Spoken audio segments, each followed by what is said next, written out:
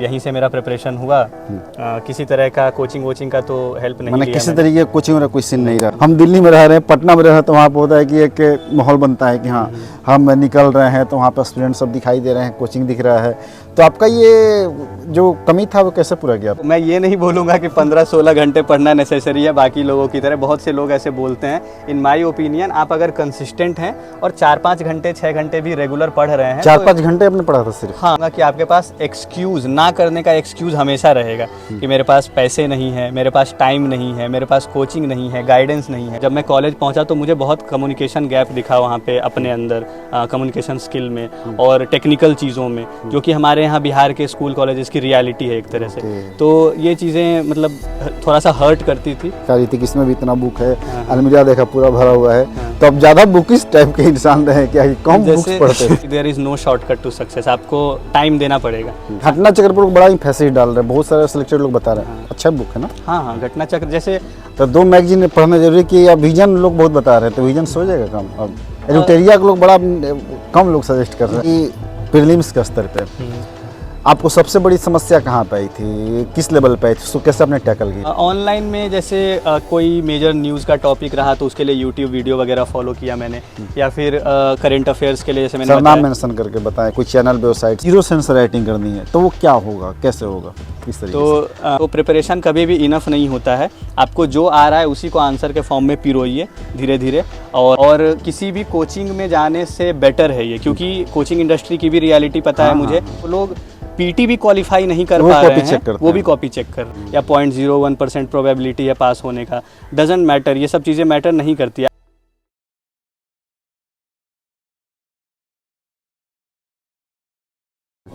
नमस्कार दोस्तों, स्वागत है सबका एक और इंस्पायरिंग और इन्फॉर्मेटिव वीडियो में। अभी हमारे साथ अंकित कुमार सर हैं। 68 बीपीएससी में सर का जो रैंक है वो 48 है, यानी कि 40वीं रैंक के साथ सर को जो सर्विस से लौट हुआ है वो आरडीओ हुआ है। सर का सेकंड अटेम्प्ट था। और जो आप पीछे में देख रहे हैं ना, एकदम टिपिकल गाँव में है और नालंदा जिले के पुआरी गाँव में है। और चूँकि हम यहाँ पर वीडियो शूट करना, मेरा मकसद ये है कि सर जो है कि घर पर रह के कहीं कोचिंग नहीं, कोई टेस्ट सीरीज नहीं, चाहे प्रीलिम्स का हो, मेंस का हो, सारा ऑनलाइन और सेल्फ स्टडी करके इन्होंने ये मुकाम हासिल करा है। तो आप यदि सेल्फ स्टडी करते हैं ना, तो आपके लिए पूरा डेडिकेटेड वीडियो है। वीडियो को अंत तक देखिए, क्योंकि ये प्योर जो है ना सेल्फ स्टडी से ये ऑडियो बने हैं सर। तो इस चैनल ग्रो करने, चैनल को जो सब्सक्राइब कीजिएगा और इस वीडियो को लाइक और शेयर करना भूलिएगा। सर सबसे पहले कॉन्ग्रेचुलेसन सर आपको। Thank you sir. थोड़ा बताएं सर अपने बारे में। तो मेरा नाम अंकित कुमार है और इस साल 68 बीपीएससी में रैंक 40 मैंने हासिल किया है जी। और मेरा सेकेंड अटेम्प्ट था इस बार। पूरा का पूरा प्रिपरेशन मेरा यहीं गांव से ही रहा है, अपने घर से ही। जब मैंने ग्रेजुएशन कंप्लीट किया अपना, पहले तो बेसिक एजुकेशन जो मेरा 10th 12th वगैरह था सब यहीं से कंप्लीट हुआ है। और उसके बाद जब मैंने ग्रेजुएशन किया भारतीय विद्यापीठ यूनिवर्सिटी पुणे से 2021 में, तो कोविड का लॉकडाउन था। तो उस समय से मैं यहीं अपने घर पे ही था लॉकडाउन वाले पीरियड में, और उसके बाद भी अभी पूरे फुल फ्लेजेड प्रिपरेशन मोड में। और यहीं से मेरा प्रिपरेशन हुआ। किसी तरह का कोचिंग वोचिंग का तो हेल्प नहीं लिया। किसी तरीके का कोचिंग कोई सीन नहीं रहा। ओके सर, ये बताएं कि पढ़ाई लिखाई में कैसे थे, किस टाइप का स्टूडेंट रहे आप? तो मतलब ठीक ठाक ही रहा शुरू से।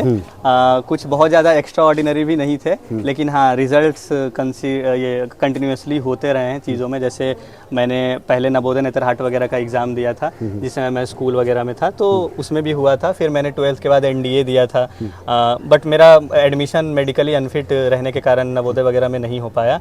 और फिर मैंने 12th के बाद एनडीए दिया, तो उसमें भी एसएसबी क्लियर हो गया था, लेकिन मेडिकली अनफिट था मैं, तो उसमें भी नहीं हो पाया। ओके सर, मतलब कि ये बताएं आपकी पारिवारिक पृष्ठभूमि, फैमिली बैकग्राउंड क्या रहा है, किस तरीके का रहा है सारा चीज़? तो मेरे यहाँ जैसे आपने देखा ही, मेरे घर को देखा, घर को आगे मैंने पूरा घुमा तो देखा एकदम गांव वाला सारा कुछ है। तो आपने देखा ही, ये पूरा ग्रामीण परिवेश है यहाँ पे। और मेरे फादर आर्मी रिटायर्ड हैं, 2003 में रिटायर हुए थे वो आर्मी से, लेकिन उसके बाद वो यहीं रहते हैं गाँव में। खेती वगैरह या फिर कुछ दिन बिजनेस वगैरह भी किया था उन्होंने, तो यही बैकग्राउंड है। ओके सर, जब बीटेक सर पास आउट हुए 2021 में, उसके बाद में जब आपने डिसाइड किया कि आपको जो है कि सिविल सर्विस में प्रिपरेशन करनी है, कोचिंग वगैरह ख्याल नहीं है कोचिंग वगैरह करना है? क्योंकि लोग इतने बड़े बड़े कोचिंग इंस्टीट्यूट्स होते हैं, लोग दिल्ली जाते हैं, मुखर्जी ओवरन में जाते हैं, करोल बाग जाते हैं। आपका ये कहाँ से है कि हमें गाँव में रह के पूरा प्रिपरेशन करनी है? तो सबसे पहले जितने लोग देख रहे हैं सबको मैं कहना चाहूँगा कि अगर आपके पास रिसोर्सेज की कमी है, पैसा नहीं है, फाइनेंशियल इशू है, तो coaching is not at all needed for this exam. अगर आपके पास विल पावर है कि मुझे करना है, तो आजकल ऑनलाइन मीडियम अवेलेबल है हर एक चीज़ के लिए। जैसे मैंने कुछ कुछ कोचिंग्स के नोट्स फॉलो किए हैं, या उनका जो ऑनलाइन यूट्यूब पे वीडियो रहता था वो फॉलो किया है जहाँ भी मुझे नीड हुआ। लेकिन बेसिक बुक्स जो थे वही पिलर थे मेरे पूरे प्रिपरेशन में। तो कोविड के टाइम पे टाइम भी मिला मेरे को कॉलेज के बाद, और मेरे पास थोड़ा फाइनेंशियल कंस्ट्रेंट और टाइम का इशू था। फाइनेंशियल कंस्ट्रेंट भी रहा लाइफ में। फाइनेंशियल कंस्ट्रेंट भी था, क्योंकि आप इंजीनियरिंग कर रहे हैं, वहाँ पे ऑलरेडी 8 लाख 7 लाख रुपया जा चुका है। तो फैमिली पे बर्डन और बढ़ता है। अगर मैं प्रिपरेशन में भी 2 लाख रुपया, और ORN वगैरह बहुत महंगा है, वहाँ 10,000 15,000 पर मंथ खर्चा हो ही जाता है। तो वो बहुत ज़्यादा बर्डन दे जाता है, इसलिए मैंने ओके सर, जैसे कि बात करिए कि गांव में रहते हुए यहाँ पे, पहले तो सर आप ये बता दें कि आपका अटेम्प्ट सर सेकंड था, हम इंटरव्यू डिस्कस कर रहे थे, और मीडियम इंग्लिश था। गांव में सर माहौल बन पाता है कि गांव में एक लोग होता है कि डिमोटिवेशन वाली बात आती है, गांव में डिमोटिवेशन वाला ज़्यादा माहौल रहता है कहीं ना कहीं। हम दिल्ली में रह रहे हैं, पटना में रह रहे हैं, तो वहाँ पर होता है कि एक माहौल बनता है कि हाँ हम निकल रहे हैं तो वहाँ पर स्टूडेंट सब दिखाई दे रहे हैं, कोचिंग दिख रहा है। तो आपका ये जो कमी था वो कैसे पूरा किया आपने? तो डेफिनेटली आप मतलब गांव वगैरह में रहेंगे तो थोड़ा सा वो नेगेटिव रहता ही है हमेशा साथ में। यहाँ भी लोग बहुत तरह की बातें बोलते थे, फैमिली में भी इवन अपने परिवार के लोग नहीं, माँ बाप या दोनों बहनें मेरी, या फिर जितने दोस्त हैं, ये लोग बहुत सपोर्टिंग रहे। लेकिन आस पड़ोस के लोग जो रहते हैं उनका तो हमेशा नज़र रहता है, और वो नज़र ही अपने आप में प्रेशर होता है। तो ये सारी चीज़ें यहाँ एग्जिस्ट की है, लेकिन ये प्रिपरेशन इतना डिमांड करता है कि आप अपने आप को आइसोलेट करें इन सब चीज़ों से, और आप सेल्फ मोटिवेटेड रहें प्रिपरेशन को लेकर के, क्योंकि लंबा प्रोसेस है। जब आपको लंबे रेस का घोड़ा बनना है तो आपको इन सब चीज़ों को थोड़ा इग्नोर करना पड़ेगा, साइड लाइन करना पड़ेगा। ओके सर, गांव में टाइम टेबल कैसे आपने मैनेज किया? जैसे कि हम, जैसे इसके पहले भी हम बात कर रहे थे कि बाहर जाते हैं तो उस टाइप का माहौल होता है, सारी चीज़ें होती है। गांव में रहना, खुद को एक टाइम फ्रेम में बांधना, एक टाइम मैनेजमेंट रखना, किस तरीके का था आपका? सुबह से लेकर शाम तक थोड़ा बताएं, क्योंकि बहुत सारे स्टूडेंट्स वीडियो को देख रहे होंगे और गाँव में रह कोई प्रिपरेशन कर रहे हैं। तो जैसे घर में रहने का एक नेगेटिव ये है कि आपको घर की रिस्पॉन्सिबिलिटीज़ में इन्वॉल्व रहना पड़ता है। जी बिल्कुल। कि अब चलिए घर में आटा ख़त्म हो गया तो आटा पिसवाने जाना है, दुकान से सामान लाना है अगर घर में ख़त्म हो गया तो, या इमरजेंसी में कुछ काम हो गया, गेस्ट आ गए, ये हो गए वो हो गए, तो डिस्टर्बेंस लगे रहते हैं। लेकिन साथ ही साथ घर के पॉजिटिव्स भी हैं। जैसे आप अपने माँ पापा के साथ अगर रह रहे हैं तो आप देखेंगे कि बुजुर्गों का जो टाइम टेबल रहता है वो एकदम सेट रहता है कि 4 बजे वो मॉर्निंग में उठ जाएंगे, और उसके बाद फिर उनका शेड्यूल जो है टाइम से खाना पीना सोना।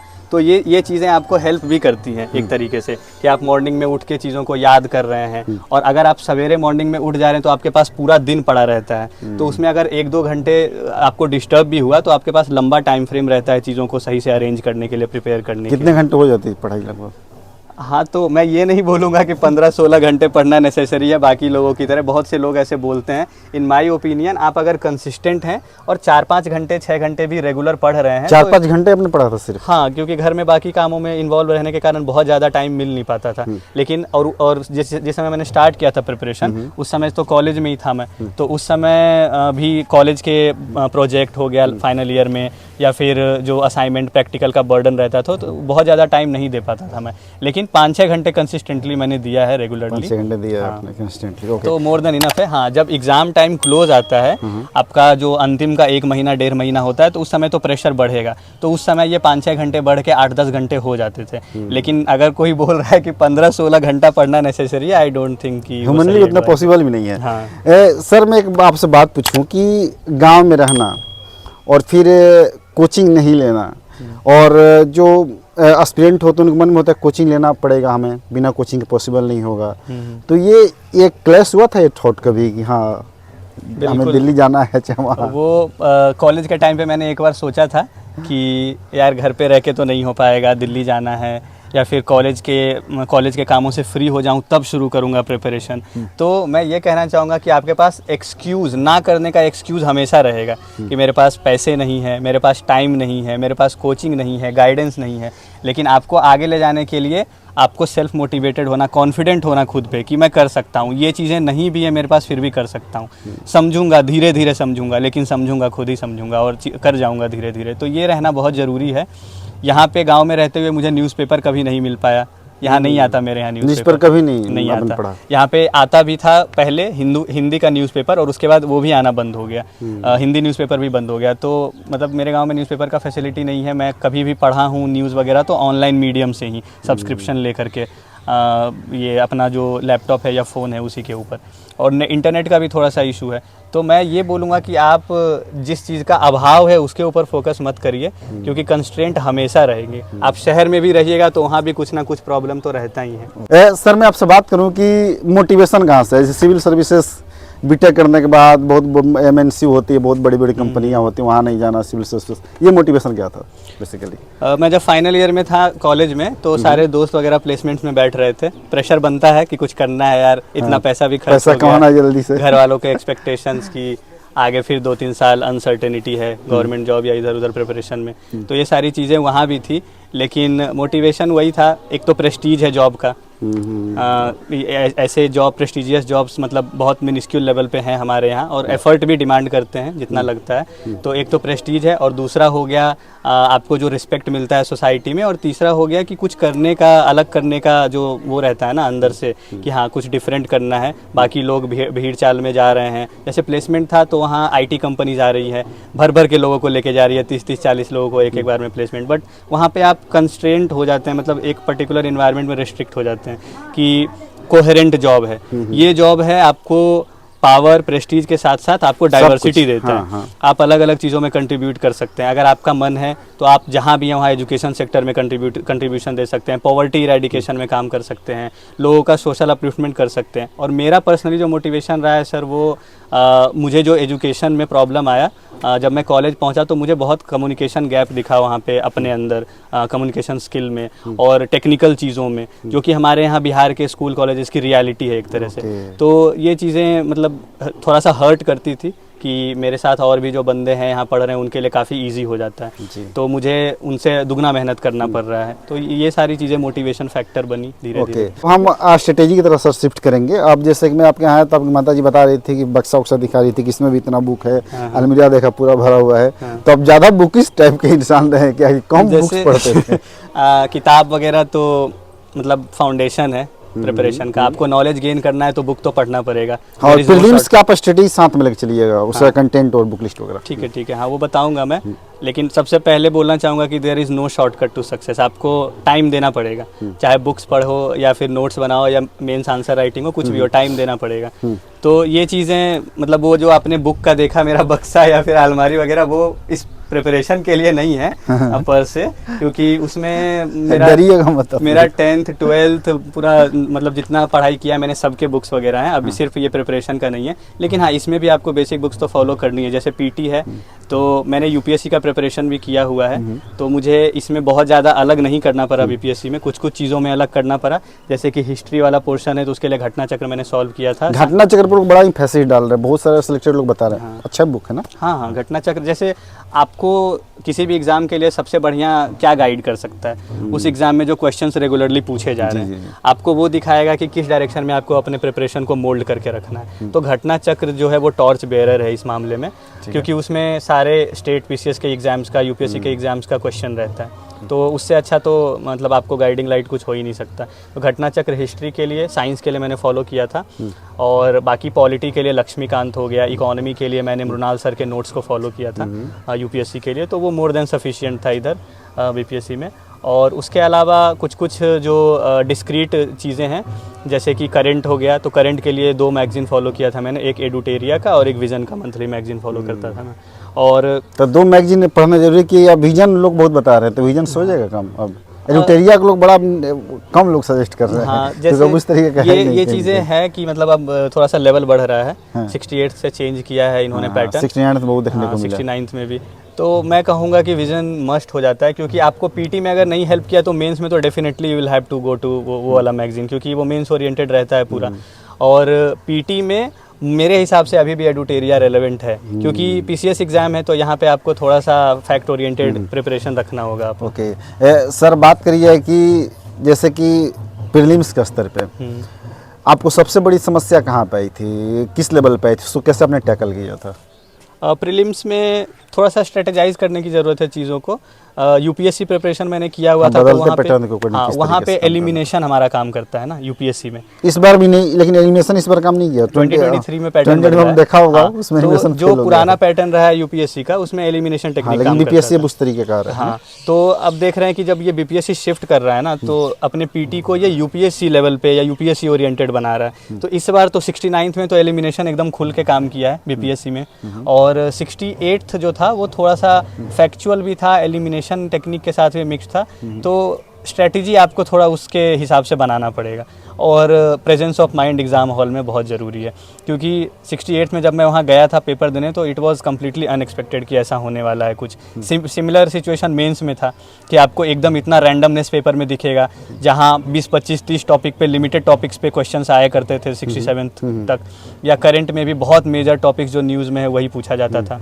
और ये एकदम से शिफ्ट जब देखने को मिला 68th में, तो एग्ज़ाम हॉल में काफ़ी प्रेशर बना था। लेकिन फिर वही है कि आपको थोड़ा काम कंपोज्ड रह करके और वहीं पे चीज़ों को स्ट्रेटेजाइज करना पड़ेगा। ओके सर, ऑनलाइन रिसोर्सेस आपने बहुत इस्तेमाल किया, जैसे कि आप बता रहे थे कि बहुत ज़्यादा आपने रिसोर्सेस लिया ऑनलाइन, क्योंकि आप तो कोचिंग वगैरह में थे नहीं। तो ऑनलाइन क्या क्या रिसोर्सेस थे, किस किस टाइप के ऑनलाइन रिसोर्सेस थे? ऑनलाइन में जैसे कोई मेजर न्यूज़ का टॉपिक रहा तो उसके लिए यूट्यूब वीडियो वगैरह फॉलो किया मैंने, या फिर करंट अफेयर्स के लिए जैसे मैंने सर नाम मेंशन करके बताएं, कोई चैनल वेबसाइट्स वगैरह? अच्छा, चैनल जैसे कि एक मैं स्टडी IQ को फॉलो करता था मेजर टॉपिक्स के लिए। अंकित अग्रवाल सर, आई थिंक उनका नाम है, वो अंकित अवस्थी, पता नहीं मुझे टाइटल का एग्जैक्ट आइडिया नहीं है। तो वो बनाते हैं वीडियो कुछ मेजर टॉपिक्स पे, वो फॉलो करता था मैं। और फिर मृणाल सर, इकोनॉमिक्स तो राम बड़ा ही। हाँ, तो उनका वो इकोनॉमिक्स हो गया, या जनरली भी करंट अफेयर पे कुछ चीज़ें। और इसके अलावा मतलब मेजरली मैं न्यूज़ के लिए ही फॉलो करता था ऑनलाइन सोर्सेज का, और बाकी जो बेसिक्स चीज़ें हैं उनके लिए तो बुक जो है वो गोल्ड है। ओके, टेलीग्राम कोई चैनल वगैरह आपने इस्तेमाल किया था? टेलीग्राम चैनल मतलब ऐसे किसी रिसोर्स के लिए मैंने यूज़ नहीं किया था। हाँ, बिहार स्पेशल के लिए एक बीपीएससी कॉन्सेप्ट वाला है, BCW कॉन्सेप्ट, हाँ, उसको मैंने बिहार स्पेशल के लिए यूज़ किया था, कि उनका स्पेशली हिस्ट्री सेक्शन के लिए, हिस्ट्री और ज्योग्राफी के लिए, बिहार का जो ज्योग्राफी और हिस्ट्री है, तो वो काफ़ी अच्छे से एक्सप्लेन किया है रोहित सर ने। जी सर, अब सर मेंस को किस तरीके से आप देखते हैं? मेंस में आप किस तरीके से प्रिपरेशन करनी पड़ेगी? अच्छा, तो मेंस तो आपको आपके इस पूरे प्रिपरेशन का जो सबसे कोर पॉइंट रहना चाहिए, फोकस पॉइंट रहना चाहिए, वो मेंस है, क्योंकि यही है जो आपको रैंक दिलवाएगा। इंटरव्यू में आप कितना भी अच्छा कर लें, 10 मार्क्स, 15 मार्क्स, 20 मार्क्स का डिफरेंस ला सकते हैं, लेकिन अगर आपने मेंस में अच्छा कर लिया तो आप 50 से 60 मार्क्स का डिफरेंस ला सकते हैं। मेरा जैसे 485 मार्क्स था मेंस में, और इंटरव्यू में 75 मार्क्स आया है। तो इंटरव्यू में मेरा मतलब एवरेज मार्क्स है, क्योंकि 90 प्लस या 100 प्लस भी इस बार मार्क्स देखने को मिला, 105। तो आपका एवरेज अगर इंटरव्यू में है और मेंस में आपने बहुत अच्छा कर लिया, then you can secure double digit ये रैंक, या फिर सिंगल डिजिट में भी जा सकता है आपका। तो मेंस पे आपका फोकस सबसे ज़्यादा रहना चाहिए, और उसके लिए आंसर राइटिंग। अब बताएं, बदलते पैटर्न के अकॉर्डिंग सर किस तरीके का होना चाहिए? अब सर बहुत सारे शॉर्ट्स क्वेश्चन भी हैं, 5 शॉर्ट्स क्वेश्चन है सारे सेक्शन में, करीब 20 क्वेश्चन हो जा रहे हैं सर, लॉन्ग और शॉर्ट्स मिला के। तो अब टाइम मैनेजमेंट बहुत बड़ा इसमें मैटर कर रहा है, तो अब किस तरीके से वो करना चाहिए? बिल्कुल, टाइम मैनेजमेंट एक बहुत क्रूशियल फैक्टर है। GS2 में स्पेशली, GS2 का पेपर अगर आप देखेंगे तो यूपीएससी के GS के पैटर्न से भी लेंदी हो गया है, क्योंकि इसमें GS2, हाँ, GS2, क्योंकि इसमें आपको एक तो 20 क्वेश्चन लिखना है जितना यूपीएससी में लिखना होता है, प्लस इसमें आपको 2, 4 और एक 5 क्वेश्चन आपको 5 पेज का, 6 पेज का लिखना है। हाँ, लेंदी, तो ये यूपीएससी से भी लेंदी हो गया है। तो टाइम मैनेजमेंट एक बहुत इंपॉर्टेंट फैक्टर है, लेकिन रेगुलर आंसर राइटिंग से आई थिंक टैकल किया जा सकता है इजीली। अच्छा, रैंडमनेस जो है वो आप देखिएगा कि मतलब है, ये प्राइमा फेसी पेपर देखने से लगता है कि काफ़ी रैंडम है, लेकिन आप ध्यान से देखिएगा तो कुछ सेक्शन जो ट्रेडिशनल है, जैसे पॉलिटी हो गया या हिस्ट्री हो गया, इन सब में रिपीटेडली PYQ से ही क्वेश्चंस आ रहे हैं, चाहे शॉर्ट टाइप क्वेश्चंस हो या लॉन्ग वाला। इस बार का 69 का पेपर देख लीजिए आप, GS1 में हिस्ट्री देखिएगा तो वहाँ पे वही एक्सपेक्टेड लाइंस पे ही क्वेश्चन पूछे गए हैं। एक आध अगर कोई टॉपिक का थोड़ा सा मतलब रैंडमनेस दिख रहा है, जैसे कि पिछली बार इन्होंने पूछ दिया था 1858 का act, government of India act, इस बार पूछा इन्होंने 1892 का काउंसिल एक्ट। तो अगर आपने प्रीलिम्स के लिए अच्छे से किया है तो आई डोंट थिंक कि ये सारी चीज़ें बहुत ज़्यादा प्रॉब्लम आपको देंगी। लेकिन हाँ, आपको एक माइंडसेट रखना है कि पेपर में कुछ भी आ सकता है। Okay sir, zero sense writing, मतलब आज मैं कमेंट पढ़ रहा था यूट्यूब वीडियोज पे, कुछ लोगों का ये क्वेश्चन है कि किसी का सिलेक्टेड लोग इंटरव्यू करे तो उसमें जरूर पूछे कि हमें जीरो सेंस राइटिंग करनी है, तो वो क्या होगा, कैसे होगा, किस तरीके तो इस पूरे प्रिपरेशन में सबसे हार्ड जो होता है ना डिसीजन, वो यही होता है। सबसे हार्ड डिसीजन यही है कि आंसर राइटिंग अब हमें शुरू करना चाहिए। हाँ। डिलेमा क्या होता है कि क्या हमने इनफ पढ़ लिया है आंसर राइटिंग के लिए, हाँ, क्या हमें कब और करें? पढ़ना चाहिए, क्या आप बढ़िया आंसर लिख सकते हैं, और लिख लेने के बाद भी दिमाग में चीज़ें चलती हैं कि बढ़िया लिखा है कि नहीं हमने, एग्ज़ाम के लायक लिखा है कि नहीं हमने, सही लाइन पे है प्रिपरेशन की नहीं, तो ये सारी चीज़ें दिमाग में आती है। लेकिन इसका वही एक आंसर है कि आप लिखिए, सबसे इंपॉर्टेंट है लिखना। आप लिखते जाइएगा तो धीरे धीरे परफेक्शन की तरफ आपका आंसर धीरे धीरे लीड होता चला जाएगा। नहीं लिखिएगा तो स्टेटस कोइज्म बना रहेगा, जो आप लिख सकते हैं वो भी नहीं लिख पाइएगा फिर, ठीक है ना। तो प्रिपरेशन कभी भी इनफ नहीं होता है, आपको जो आ रहा है उसी को आंसर के फॉर्म में पिरोइए धीरे धीरे, और वही धीरे धीरे परफेक्ट होता चला जाएगा, रेगुलर प्रैक्टिस। ओके सर, आपने कहीं पे टेस्ट सीरीज नहीं लिया, कोई कोचिंग से आपका कोई रिलेशन था नहीं, सर जब आंसर लिखते थे उसको सर कहाँ पे चेक वगैरह करवाते थे, खुद सेल्फ स्टेटमेंट करते थे कि हाँ ये क्वेश्चन ऐसा है, इससे बेटर ये है, ये बेस्ट है, किस तरीके से आपने इसको किया था? मेरा प्रिपरेशन के टाइम पे ही कुछ कॉलेज के दोस्त या फिर प्रिपरेशन में भी जो दोस्त मिले थे, इन सब का पीयर ग्रुप रेडी हुआ 8-10 लोगों का। तो हम लोग आपस में पढ़ते भी थे, जैसे फैक्ट वगैरह डिस्कस करना हो गया, या किसी भी आंसर का, ऐसे का स्ट्रक्चरिंग वगैरह, ये सब चीज़ें आपस में डिस्कस भी होता था, और हम लोग एक दूसरे को म्यूचुअल रिव्यू भी करते थे। सब ग्रुप बना लिए थे टेलीग्राम पे, सब अपना अपना आंसर पोस्ट करते थे और लोग एक दूसरे को रिव्यू करते थे, चाहे ऑप्शनल हो, ये आप भी कर सकते हैं, इसको आप लोग समझिए, आप लोग 2-4 फ्रेंड मिल के इस तरीके से। और किसी भी कोचिंग में जाने से बेटर है ये, क्योंकि कोचिंग इंडस्ट्री की भी रियलिटी पता है मुझे, क्योंकि जो मेरे पीयर ग्रुप में लोग हैं वहाँ पे कुछ सीनियर्स भी हैं जिन्होंने मल्टीपल अटेम्प्ट्स दिए हैं, इंटरव्यू में गए हुए हैं, या मेंस लिखा है मल्टीपल टाइम्स उन्होंने। तो वो बताते हैं कि यार मैं इस कोचिंग में काम किया हूँ कुछ दिन, और वहाँ पे मैंने देखा है कि जो लोग पीटी भी क्वालिफाई नहीं कर पा रहे हैं, वो भी कॉपी चेक कर रहे हैं। तो इट इज़ मच बेटर कि आपके साथ जो बंदा पढ़ रहा है, उस प्रिपरेशन में इन्वॉल्व है, वो आपका कॉपी चेक करे, because he knows nitty gritty of answer writing. उसको पता है कहाँ पे क्या सजेस्ट करें कि और बेटर होगा। तो पीयर ग्रुप बेस्ट है। ओके सर, आपसे मैं अब लास्ट में पूछना चाहूँ कि मतलब कि आपकी नज़र में पूरे जो आपकी प्रिपरेशन का जर्नी रहा है, 2-3 इम्पोर्टेंट चीज़ जो आप स्टूडेंट के साथ शेयर करना चाहें, जो कि मैं आप शायद भूल गया हूँ, ना पूछ पाया हूँ, तो बताएं क्या क्या करना चाहिए स्टूडेंट्स को? तो 2-3 चीज़ मैं अगर ये सेलेक्टिवली बोलना हो तो सबसे पहले बोलूँगा कि अपने आसपास पॉजिटिव लोगों का एनवायरनमेंट रखिए, क्योंकि पॉजिटिव लोग हो ही ना तो फिर क्या करें। हाँ, मतलब पॉजिटिव, देखिए ऐसा नहीं है, सेल्फ मोटिवेट रहना है। एक तो सेल्फ मोटिवेशन तो की है, पॉजिटिव लोगों का एनवायरनमेंट इन द सेंस कि आपके ऊपर कॉन्फिडेंस जो जिन लोगों को है, जो आपके ऊपर आप कितना भी डिग्रेड हो गए आपको बोलेंगे यू कैन डू इट, ऐसे लोगों को साथ में रखना। मैंने नेगेटिव है तो उनको से दूर भागिए, उनसे दूर रहिए, क्योंकि this preparation demands isolation from negative people, क्योंकि ऑलरेडी इतने सारे अप्स एंड डाउन्स हैं। मेरा खुद ही 67th का मेंस जब नहीं निकला था तो बर्डन हो जाता है कि यार इतने प्रिपरेशन के बाद भी नहीं निकल रहा है, पता नहीं कहाँ गलत हो गया, क्या रह गया। तो आपको वो फिर से एनालिसिस मोड में जाने के लिए पॉजिटिव एनवायरनमेंट ज़रूरी है। फिर से कॉपी किताब उठा करके पढ़ने बैठना बहुत हैवी हो जाता है अगर पॉजिटिव एनवायरनमेंट नहीं है आपके आसपास। तो सबसे नेसेसरी है आपका कॉन्फिडेंस रेगुलर रहे इस पूरे अप एंड डाउन में, उसके लिए पॉजिटिव एनवायरनमेंट। दूसरा सबसे इम्पॉर्टेंट चीज़ है कि कभी भी अपने आप को कम मत आंकिए। भीड़ बहुत ज़्यादा है, कोचिंग में भी बहुत से बच्चे पढ़ रहे हैं, लेकिन आपको अपने प्रिपरेशन पे ट्रस्ट रहना चाहिए। जब आप एग्ज़ाम हॉल में कॉपी पेपर लेके बैठे, I use to do one thing जब भी पीटी में बैठता था। अब मतलब कुछ लोग इसको एरोगेंस भी बोल लेंगे, कुछ लोग बोल देंगे घमंड है, लेकिन मैं जब हॉल में बैठता था तो मैं बोलता था कि यहाँ किसी का हो या ना हो, मेरा हो रहा है पीटी के टाइम पे या मेंस में भी, कि किसी का हो या ना हो, मैं इतना बढ़िया लिख के जाऊँगा कि मेरा हो रहा है। तो आप बढ़िया सोचेंगे तो बढ़िया होगा आपके साथ। महात्मा बुद्ध ने बोला है ना, what you think you become. तो आपको बढ़िया सोचना पड़ेगा, पॉजिटिव ओरिएंटेशन दिमाग का रखना पड़ेगा।